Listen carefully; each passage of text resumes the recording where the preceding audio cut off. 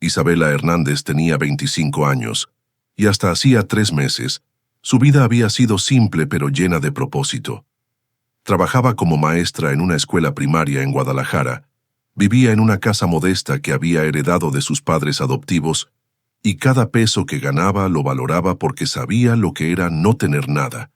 Sus padres, Carlos y María Hernández, siempre le habían dicho que la habían adoptado cuando era bebé.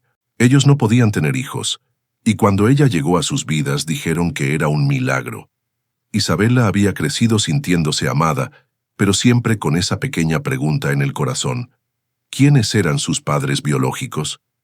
¿Por qué la habían dado en adopción? Carlos trabajaba en una fábrica. María cosía en casa para familias del barrio. Nunca habían tenido lujos, pero nunca les había faltado amor. «Mija», le decía su mamá, «no importa de dónde vengas, importa quién eres y cómo tratas a los demás». Esas palabras habían guiado toda la vida de Isabela. Todo cambió cuando papá tuvo el accidente. Un camión perdió los frenos en la carretera, y en un segundo, Isabela perdió al hombre que le había enseñado que el trabajo honrado nunca deshonra a nadie. María no pudo soportar el dolor. En 6 meses también se fue, como si su corazón simplemente hubiera decidido que no podía seguir sin él. Isabela se quedó sola a los 25 años, con una casa llena de recuerdos y una tristeza que le partía el alma. Sus alumnos en la escuela notaron que ya no sonreía igual. Tía Lupita, la hermana de papá, venía a visitarla todos los días. «Isabela», le decía, «ellos te amaron tanto que hasta en el cielo siguen cuidándote». Después del funeral, Isabela tuvo que organizar los papeles de sus padres. Como cualquier hija, revisó cada documento, cada fotografía, cada recuerdo que habían guardado con tanto cariño. Pensó que conocía toda su historia, pero estaba muy equivocada. Fue en el armario de mamá, detrás de una caja de fotos viejas, donde Isabela encontró el sobre que cambiaría todo. Estaba marcado con su nombre, pero con la letra de mamá. Para Isabela, cuando esté lista para conocer la verdad. Adentro había documentos que no entendía al principio. Un certificado de nacimiento, pero no el que conocía. Este decía Isabela Weber, nacida en Cancún, hija de Klaus Weber y Esperanza Morales Weber. Había también cartas en alemán, fotografías de personas que no reconocía y un papel del hospital que decía algo sobre complicaciones durante el parto.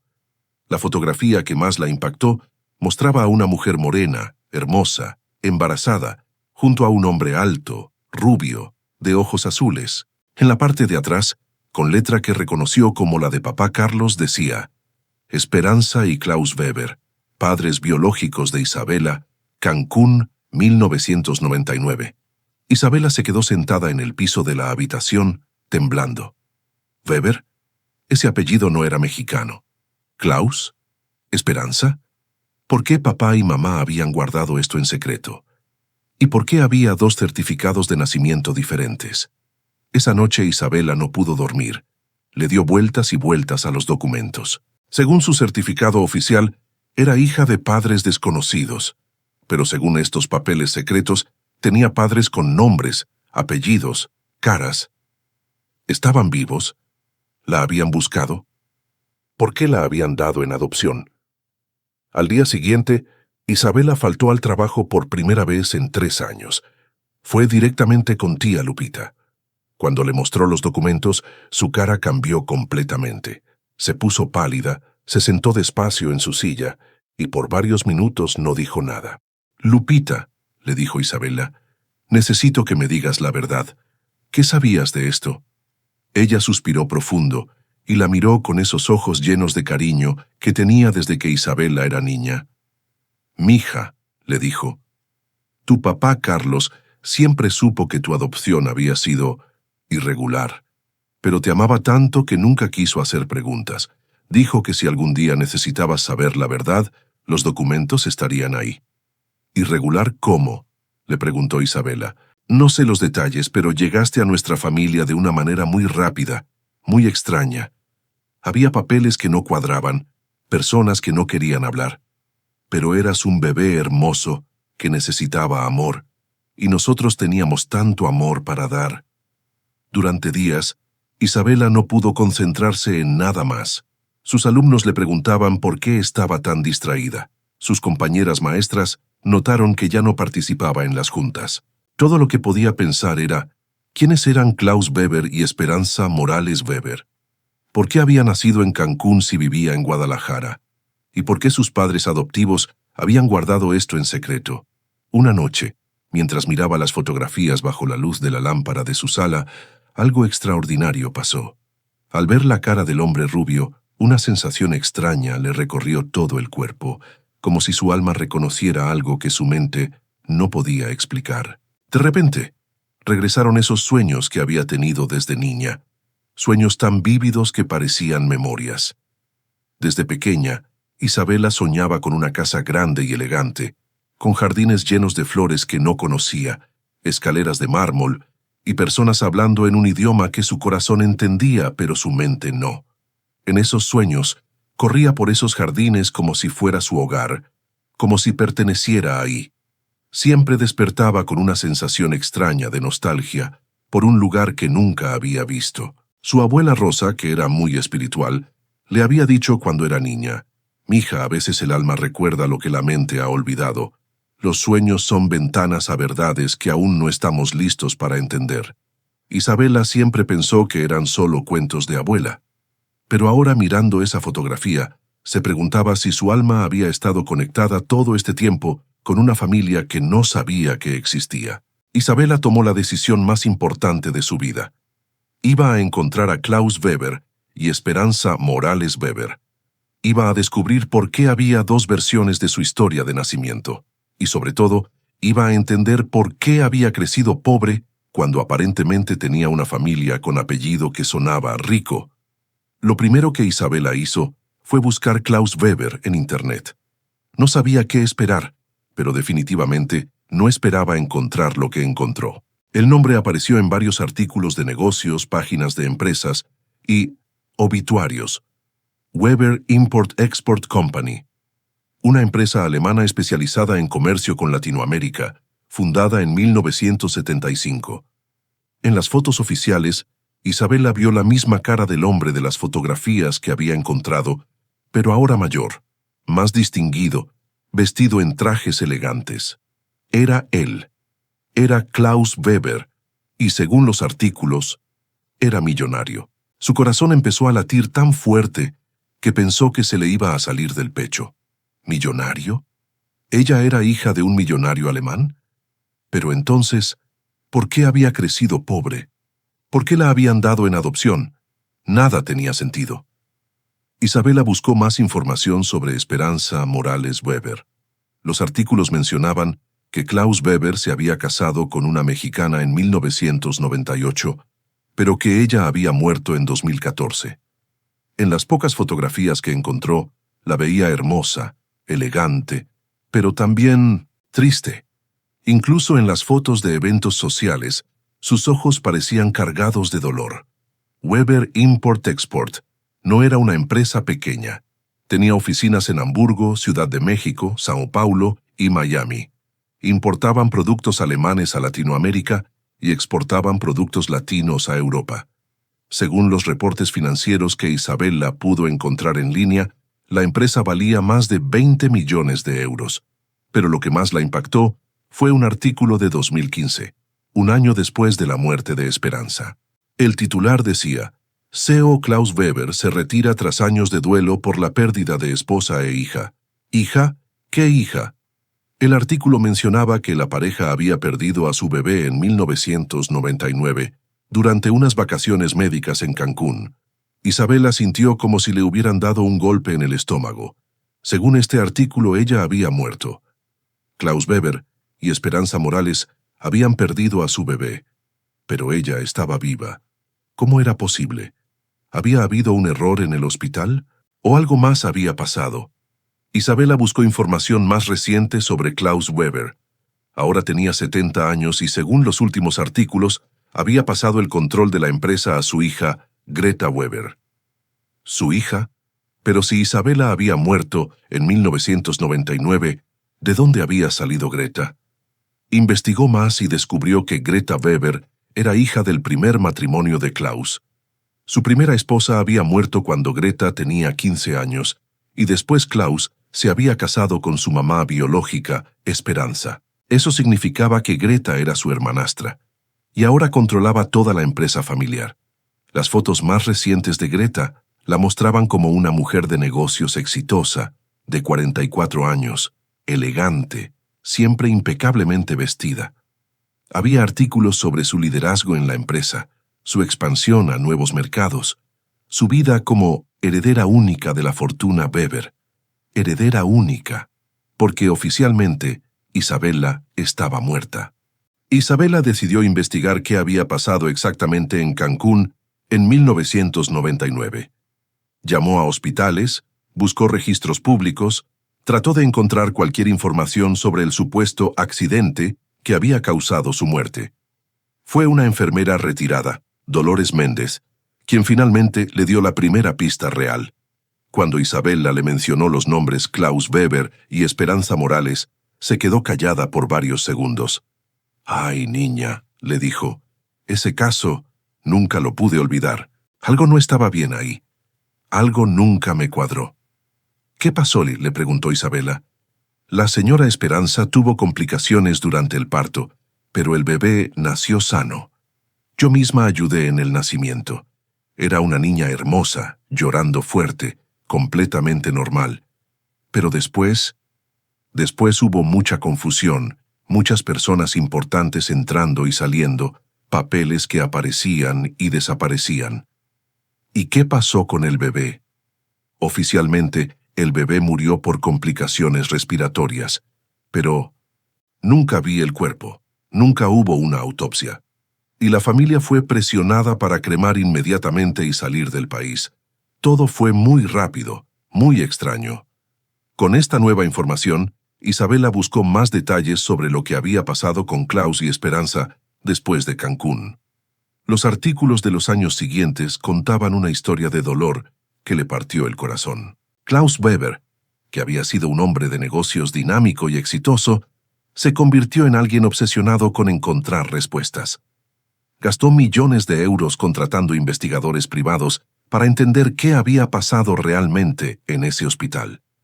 Esperanza cayó en una depresión profunda, de la que nunca se recuperó completamente. Isabella encontró una entrevista que Klaus había dado en 2005, 6 años después de su muerte. Sus palabras la hicieron llorar. «Perdimos a nuestra hija, pero nunca pudimos despedirnos realmente de ella. Nunca pudimos tener un funeral verdadero. Nunca pudimos procesar su pérdida de manera completa.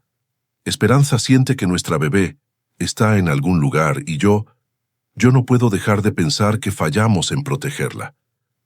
En 2010, Klaus había establecido una fundación en México que ayudaba a familias que habían perdido bebés en hospitales con casos irregulares.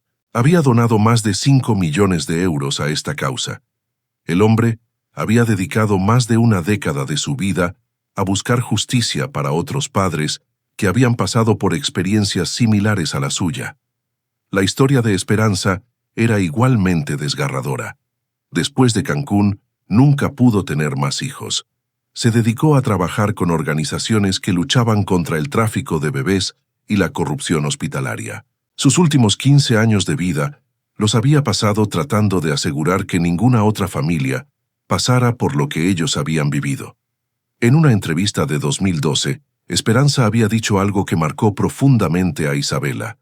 «Mi hija está en algún lugar. No sé dónde, pero una madre siempre sabe cuando su hijo está vivo. Klaus piensa que estoy loca, pero yo siento que Isabella está creciendo, está aprendiendo, está convirtiéndose en la mujer hermosa que siempre supe que sería. Solo espero que algún día pueda encontrarla, o que ella pueda encontrarnos a nosotros». Cuando Isabella leyó eso, no pudo parar de llorar. Su mamá biológica había sentido que estaba viva. Había pasado 15 años esperando que apareciera. Y ella había crecido a solo 3 horas de Ciudad de México, donde Esperanza había vivido todos esos años, sin saber que tenía una madre que la amaba y la buscaba desesperadamente. A medida que Isabella investigaba más sobre la familia Weber, se dio cuenta de la magnitud de lo que había perdido. No era solo una familia rica, era una dinastía. La empresa que Klaus había fundado en 1975, con un pequeño préstamo, ahora valía más de 50 millones de euros.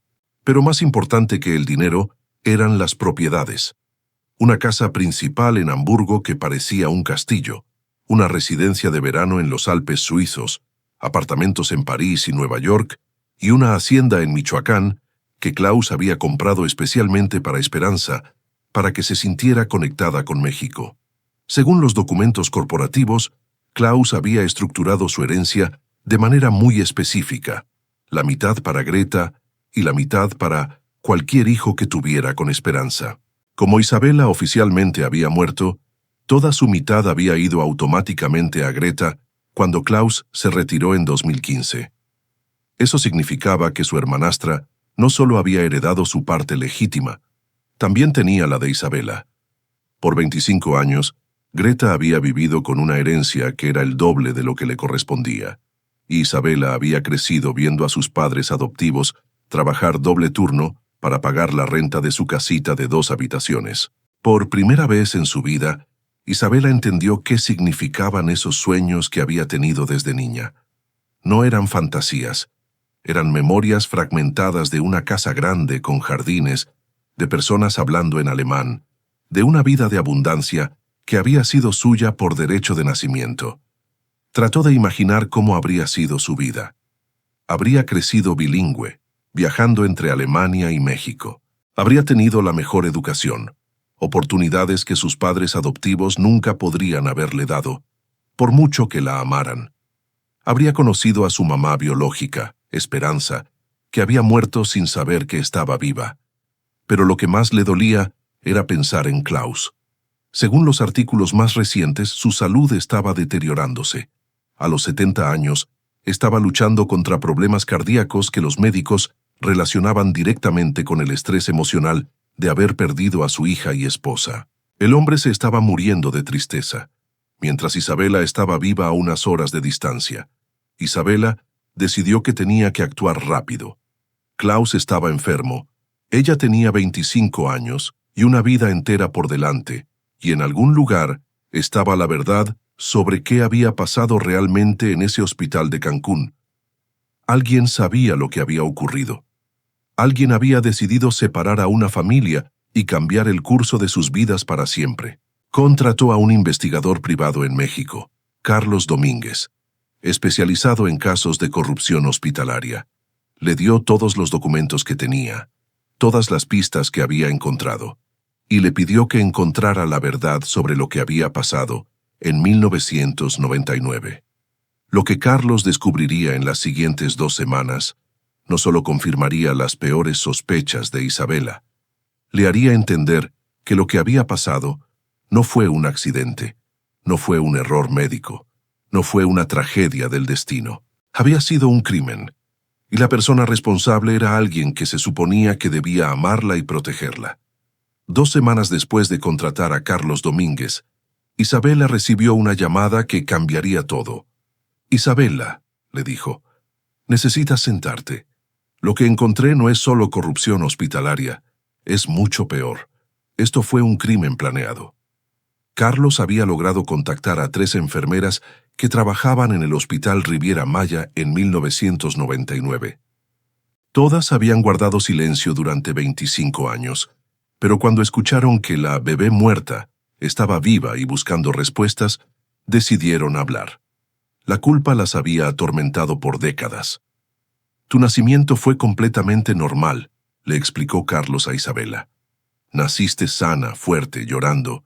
Las enfermeras recuerdan específicamente que eras una bebé hermosa y que tus padres estaban felices y aliviados, pero después del nacimiento, algo extraño empezó a pasar». Según las enfermeras, unas horas después del nacimiento de Isabela, una mujer joven llegó al hospital.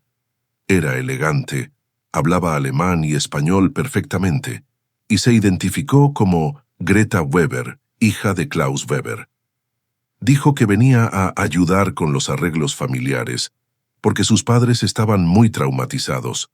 Esta mujer, la hermanastra de Isabela, Greta, había tenido reuniones privadas con el director del hospital, el doctor Ramón Cervantes. Después de esas reuniones, empezaron a circular rumores entre el personal de que había habido complicaciones con el bebé de los Weber. Pero nosotras sabíamos que era mentira, le dijo una de las enfermeras por teléfono a Isabela. Yo misma había revisado a la bebé. Estaba perfectamente sana. Cuando preguntamos qué había pasado, nos dijeron que no hiciéramos preguntas, que ya estaba todo arreglado y que si hablábamos, perderíamos nuestros trabajos. Carlos había conseguido registros bancarios del hospital de esa época. El día después del nacimiento de Isabela, la cuenta del Hospital Riviera Maya recibió una transferencia de $50,000 americanos desde una cuenta en las Islas Caimán. Una semana después, otra transferencia de $25,000. El doctor Cervantes, que ganaba $30,000 al año como director, de repente había podido comprar una casa nueva y un auto de lujo. 2 enfermeras supervisoras también habían recibido bonos significativos. Todo el personal que había estado involucrado en el caso de Isabela había sido recompensado económicamente por guardar silencio. Pero lo más importante, le dijo Carlos, es que encontré a la persona que organizó todo, y no vas a creer quién fue. Carlos había encontrado evidencia de que Greta Weber había estado en Cancún 3 días antes de que Isabela naciera. Oficialmente, había viajado para apoyar a la familia durante las complicaciones del embarazo. Pero la realidad era muy diferente. Había contratado a una red de tráfico de bebés que operaba entre México y Estados Unidos. Esta red tenía contactos en varios hospitales privados y se especializaba en hacer desaparecer bebés para familias dispuestas a pagar. El contacto principal era el doctor Cervantes, quien ya había participado en otros casos similares. Tu hermanastra no actuó por impulso, le explicó Carlos a Isabela. Esto fue planeado. Ella sabía que si nacías, automáticamente heredarías la mitad de la fortuna Weber. En 1999, eso significaba aproximadamente 10 millones de euros. Era demasiado dinero para dejarlo al azar. El plan era simple pero efectivo. Declarar que el bebé había muerto por complicaciones, falsificar un certificado de defunción y entregar el bebé a una red de adopción ilegal. Los padres nunca verían el cuerpo. Serían presionados para cremar rápidamente y saldrían del país devastados pero sin sospechar nada. Lo que Greta no esperaba era que la red de adopción ilegal fuera interceptada por la policía mexicana apenas 2 semanas después. En el caos de esa redada, Isabela terminó en el sistema oficial de adopciones, donde Carlos y María Hernández, una pareja honesta que llevaba años esperando un bebé, la recibieron con amor infinito. Greta pensó que habías desaparecido para siempre, le dijo Carlos. Probablemente creía que habías terminado en Estados Unidos o Europa, imposible de rastrear.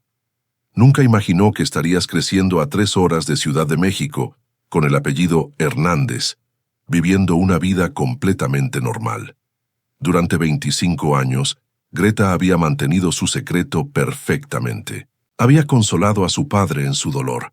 Había ayudado a Esperanza en su depresión. Había manejado todos los contactos con investigadores privados, asegurándose de que nunca encontraran la verdad. Incluso había participado activamente en la fundación que Klaus había establecido para ayudar a otras familias que habían perdido bebés en circunstancias sospechosas. La ironía era devastadora. La hermanastra de Isabela había usado dinero de su herencia para financiar una organización que ayudaba a víctimas de crímenes exactamente como el que ella había cometido. Pero hay algo más, le dijo Carlos, algo que va a ser muy difícil de escuchar.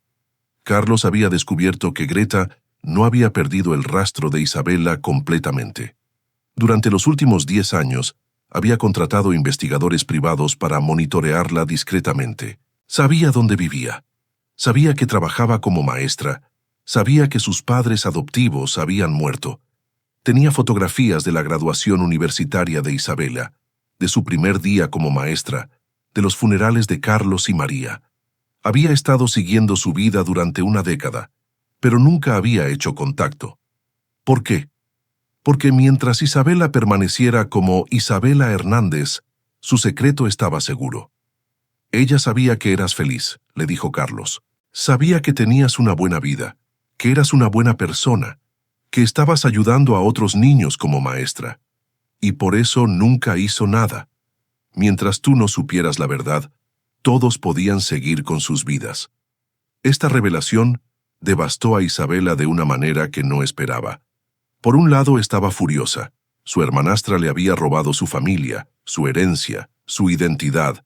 Había permitido que su padre viviera en agonía durante 25 años, creyendo que había perdido a su hija por un accidente médico. Pero por otro lado, Greta había tenido 19 años cuando cometió este crimen. Era una niña que había perdido a su madre a los 15, que había visto a su padre casarse con otra mujer, que había sentido que iba a perder todo lo que conocía. No justificaba lo que había hecho, pero Isabela comenzaba a entender su dolor. Y más confuso aún, según Carlos, Greta había usado su posición en la empresa para hacer mucho bien. Había expandido el negocio de manera ética, había creado empleos para cientos de familias mexicanas y alemanas, había donado millones a causas benéficas. Con el dinero de Isabela sí, pero había hecho cosas buenas. Carlos le entregó a Isabela un archivo completo con toda la evidencia. Registros bancarios, testimonios de las enfermeras, fotografías de vigilancia, documentos del hospital, comunicaciones entre Greta y la red de tráfico. Era suficiente para llevarla a prisión por secuestro, soborno, falsificación de documentos y una docena de otros crímenes. ¿Qué vas a hacer con esto?, le preguntó Carlos. Era una pregunta simple, pero la respuesta era la decisión más difícil de la vida de Isabela. Tenía el poder de destruir a Greta Weber, podía llamar a la policía, exponer todo públicamente, reclamar su herencia y ver a su hermanastra pasar el resto de su vida en prisión. Sería justicia perfecta después de 25 años de mentiras. Pero también tenía el poder de confrontarla directamente, de entender su lado de la historia, de encontrar una manera de sanar una familia que había sido rota por dolor, codicia y decisiones desesperadas. Isabela pasó 3 días sin dormir, sin comer bien, sin poder concentrarse en nada más.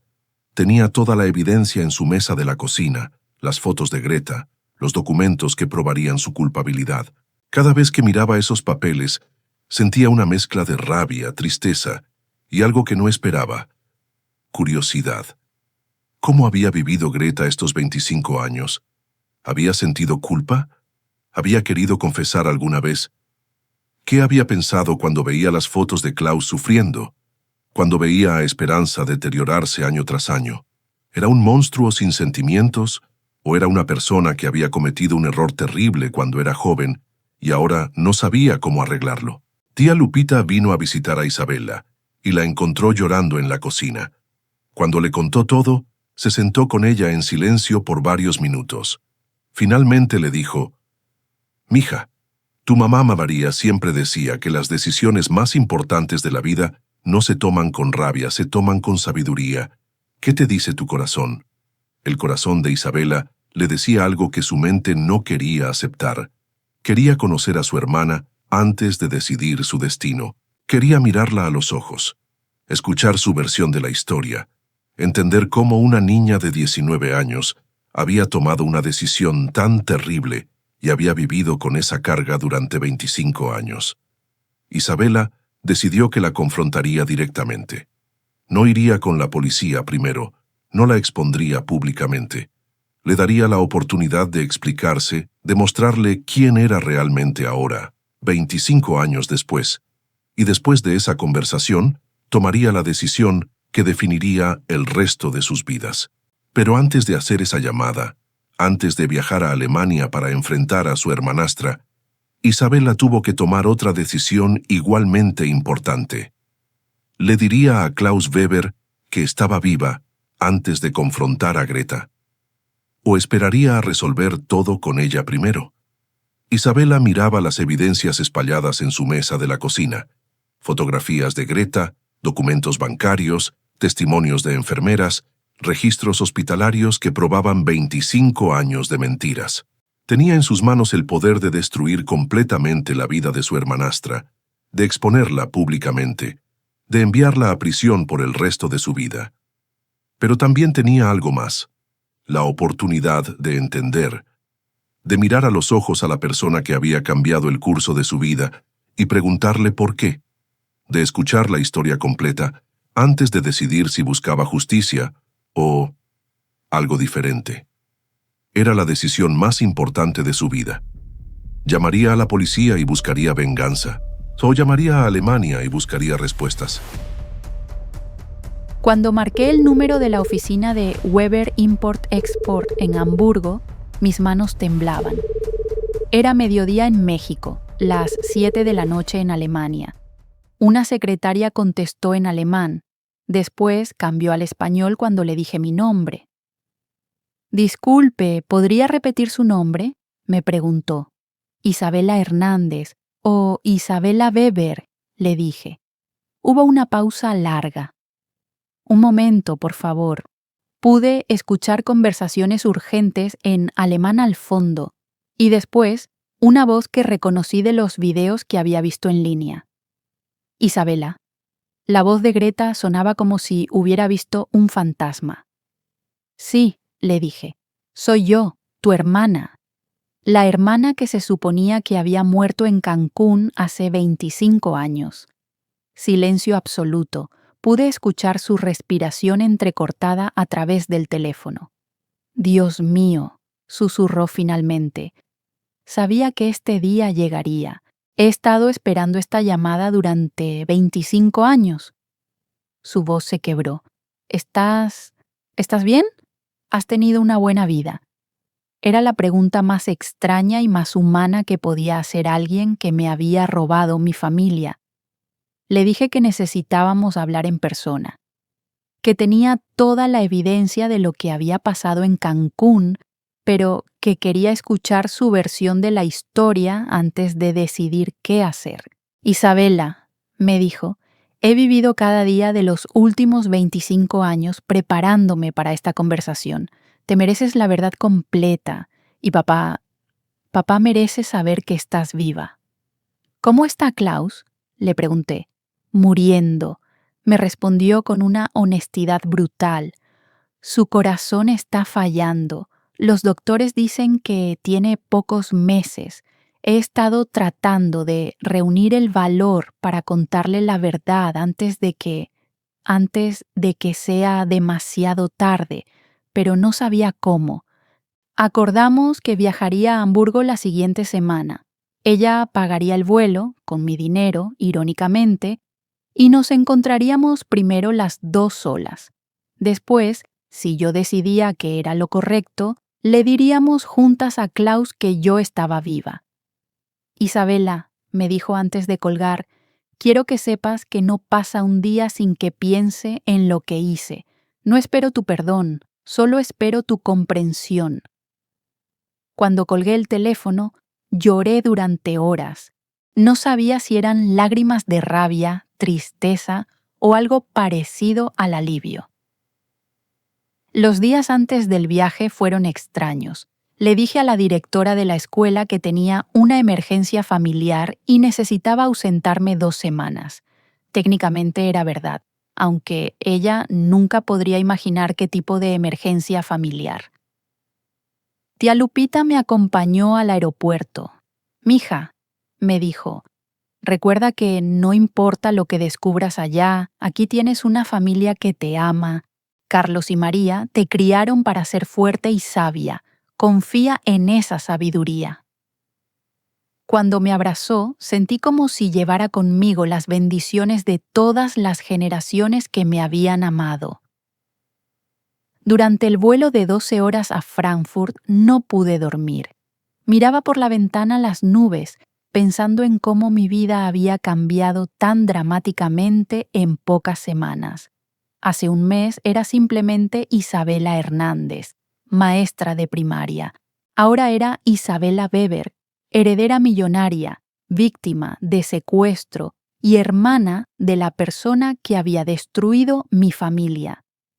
Cuando llegué al aeropuerto de Hamburgo, Greta me estaba esperando. La reconocí inmediatamente de las fotografías, pero verla en persona fue impactante. Era hermosa, elegante, pero había algo en sus ojos. una tristeza profunda que ninguna cantidad de dinero podía disimular. Nos miramos durante varios segundos sin decir nada. Finalmente ella se acercó lentamente. «Isabela», susurró, «te pareces tanto a Esperanza y también a papá. Eres exactamente como imaginé que serías». Sus ojos se llenaron de lágrimas. «Soy Greta, tu hermana mayor, y he estado esperando conocerte toda tu vida». No sabía qué sentir en ese momento. Rabia, curiosidad, algo parecido al cariño fraternal. Era la persona que había destruido mi vida, pero también era mi hermana. Era más complicado de lo que había imaginado. Greta me llevó a su apartamento en el centro de Hamburgo, un lugar hermoso, pero que se sentía frío, como si fuera una casa donde alguien vivía, pero no era realmente feliz. Nos sentamos en su sala, con café alemán y silencio pesado entre nosotras. «Antes de que me juzgues», comenzó, «quiero que entiendas quién era yo cuando tenías 25 años. Era una niña rota. Mi mamá había muerto cuando tenía 15 años. Durante 4 años fui solo papá y yo. Él era mi mundo entero, y yo pensé que era su mundo también. Cuando se casó con Esperanza, me alegré por él al principio. Realmente quería que fuera feliz. Pero cuando anunciaron que esperaban un bebé, algo dentro de mí se quebró. No era solo que iba a tener una hermana, era que iba a perder la mitad de todo lo que conocía. La herencia, la atención de papá, mi lugar en la familia. Greta me contó los detalles que Carlos, mi investigador, no había podido descubrir. Me explicó cómo había contactado a la red de tráfico, cómo había planeado todo durante semanas, cómo había convencido al personal del hospital. Pero lo que no planeé, me dijo con lágrimas corriendo por su cara, era vivir con esta culpa durante 25 años. No planeé ver a papá destruirse de dolor. No planeé ver a Esperanza deprimirse hasta la muerte. No planeé que mi decisión egoísta de una niña de 19 años destruyera a nuestra familia tan completamente. «¿Por qué no dijiste la verdad después?», le pregunté. Al principio porque tenía miedo, después porque había pasado tanto tiempo que parecía imposible explicar, y finalmente porque vi que tenías una buena vida. Carlos y María te amaban, eras feliz, estabas ayudando a otros niños. Pensé que tal vez había hecho algo terrible, pero que al final habías terminado donde pertenecías». «Isabela», me dijo, «he gastado millones de euros durante estos años tratando de compensar lo que hice. La fundación que papá creó para ayudar a familias que perdieron bebés, yo la he financiado en secreto. He donado a orfanatos, escuelas, organizaciones que luchan contra el tráfico de niños. He tratado de salvar a otros niños porque no pude salvar a nuestra familia. Incluso contraté investigadores para asegurarme de que estuvieras bien, que fueras feliz, que no necesitaras nada. Cuando tus padres adoptivos murieron, quise contactarte, ayudarte de alguna manera, pero ¿cómo explicas a alguien que su hermana la secuestró cuando era bebé?». Mirándola llorar, viéndola quebrada por 25 años de culpa, entendí algo que no esperaba. Greta había sido víctima de su propia decisión tanto como yo. Había vivido en una prisión de secretos y remordimiento que había destruido su capacidad de ser realmente feliz. «¿Qué quieres hacer ahora?», me preguntó Greta. «Tengo toda la evidencia para mandarte a prisión», le dije. «Lo sé», respondió. «Y si decides hacerlo, no voy a luchar. He estado preparándome para enfrentar las consecuencias durante años. Pero antes de decidir tu futuro», le dije, «vamos a darle a nuestro papá la oportunidad de conocer a su hija antes de que sea demasiado tarde». Fuimos juntas a la casa familiar en las afueras de Hamburgo. Era exactamente como en mis sueños de niña, grande, elegante, con jardines hermosos. Pero cuando vi a Klaus Weber sentado en su estudio, mi corazón se rompió. Era un hombre de 70 años que parecía de 90, consumido por años de tristeza y culpa. Greta entró primero. «Papá», le dijo, «hay alguien que quiero que conozcas». Cuando entré al estudio, Klaus me miró con confusión inicial que rápidamente se convirtió en shock, después en reconocimiento y finalmente en algo que solo puede describirse como milagro. «Esperanza», susurró, levantándose lentamente de su silla. «Te pareces exactamente a tu mamá cuando tenía tu edad». Y se acercó a mí como si estuviera caminando hacia un sueño. «Pero eso es imposible. Isabela murió hace 25 años». «Papá», le dije en español usando la palabra que había querido decir toda mi vida. «Soy Isabela, soy tu hija. No morí en Cancún. Estoy aquí, estoy viva y he estado esperando conocerte toda mi vida». Cuando le dije eso, Klaus se desplomó en su silla y comenzó a llorar como no había llorado desde el día que pensó que me había perdido. Por 2 horas le conté mi vida. Le hablé de Carlos y María, de cómo me habían amado y criado. Le conté sobre mi trabajo como maestra, sobre cómo había crecido sabiendo que era adoptada pero sintiéndome amada.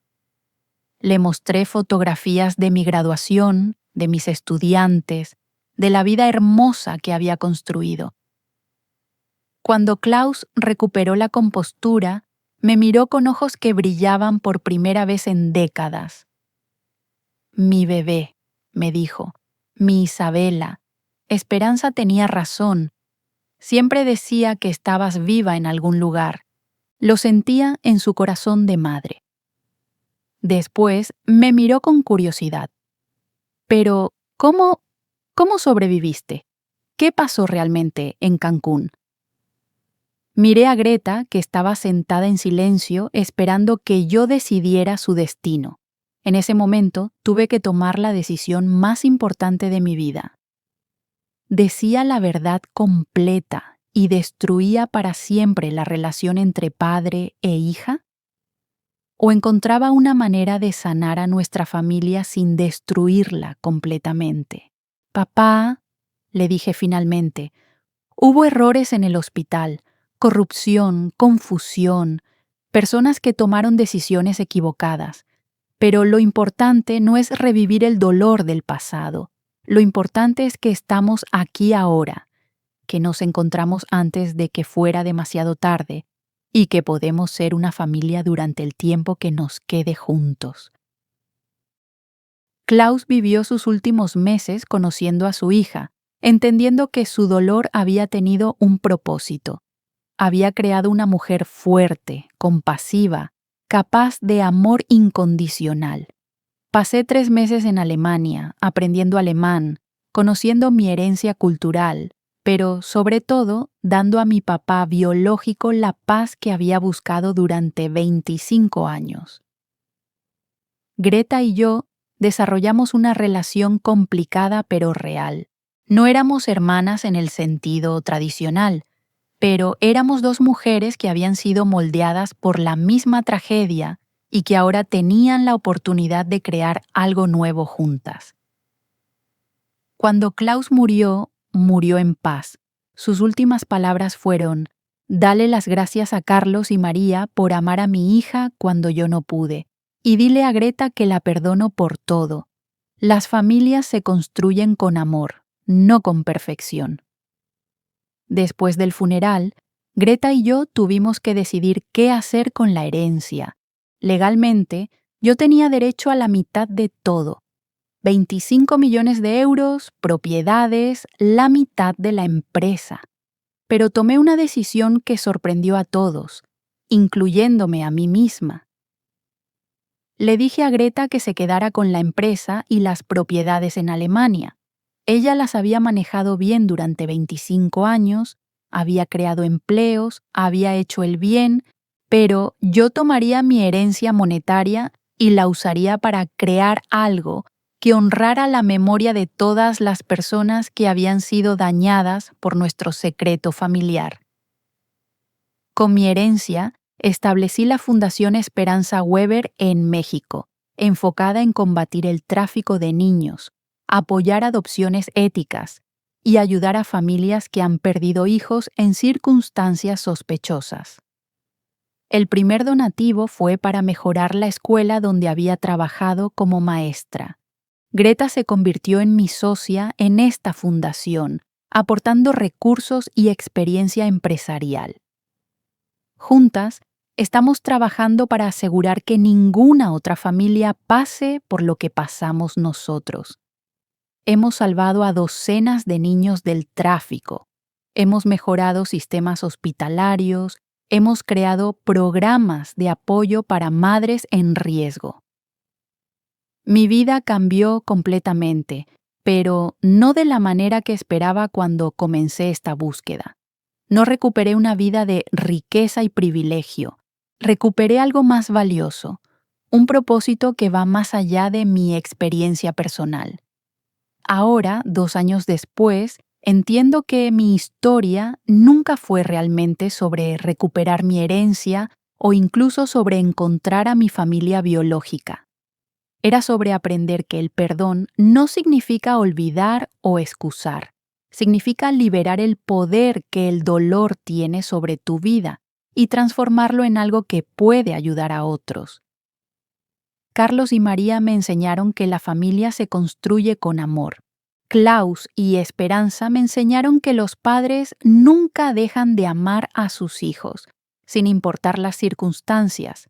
Y Greta me enseñó que incluso las personas que cometen actos terribles pueden cambiar, pueden crecer, pueden dedicar sus vidas a reparar el daño que causaron. Mi nombre completo ahora es Isabela Hernández Weber. Llevo el apellido de las 2 familias que me formaron, los que me criaron con amor incondicional y los que me dieron vida y herencia. Soy profesora en México, pero también empresaria social en Alemania. Soy hija de trabajadores mexicanos y heredera alemana. Soy víctima de un crimen, pero también agente de sanación. Vivo entre 2 mundos, 2 culturas, 2 historias, y he aprendido que mi propósito es construir puentes entre el dolor y la esperanza, entre la justicia y la misericordia, entre el pasado que no podemos cambiar y el futuro que sí podemos crear. Si mi historia te ha enseñado algo, espero que sea esto. Nuestras heridas más profundas pueden convertirse en nuestras fortalezas más grandes, pero solo cuando decidimos usar nuestro dolor para sanar el dolor de otros. Esta no es solo mi historia, es la historia de cualquier persona que ha enfrentado traición, pérdida o decisiones imposibles sobre perdón versus justicia. Es la historia de familias rotas que pueden sanarse cuando alguien tiene el valor de elegir amor sobre venganza. Si esta historia ha tocado tu corazón, si conoces a alguien que está luchando con perdón, con secretos familiares o con decisiones sobre cómo responder cuando han sido profundamente heridos, por favor compártela. Y recuerda, a veces la decisión más poderosa que podemos tomar no es buscar justicia, sino crear la posibilidad de que algo hermoso nazca de algo doloroso. La Fundación Esperanza Weber ha ayudado a más de 200 familias a encontrar a sus hijos perdidos. Mi historia personal se convirtió en esperanza para cientos de otras historias. Esa es la verdadera herencia que elegí reclamar. Gracias por acompañarme en este viaje. Que tu historia, cualquiera que sea, también se convierta en bendición para otros.